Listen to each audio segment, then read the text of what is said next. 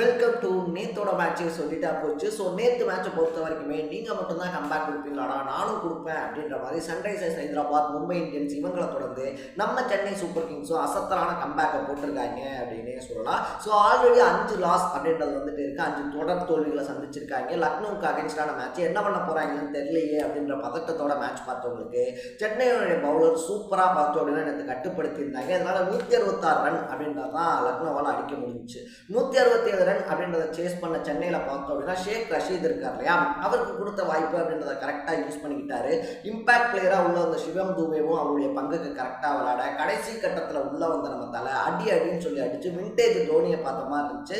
11 பால்ல பார்த்தோம் அப்படின்னா 26 ரன் அப்படின்றத எடுத்திருந்தாப்புல ஒத்த கையில் 6 எல்லாம் அடிச்சு 6 வருஷத்துக்கு அப்புறமா ஆட்ட நாயகனாகவும் தேர்ந்தெடுக்கப்பட்டிருக்காப்ல அப்படின்னே சொல்லலாம். ஸோ நேற்று மேட்சை நீங்கள் பார்த்துருந்தீங்கன்னா உங்களுடைய பாயிண்ட் ஆஃப் வியூ என்ன அப்படின்றத கமெண்ட்ல போட்டு சேனலை ஃபாலோ பண்ணிக்கங்க.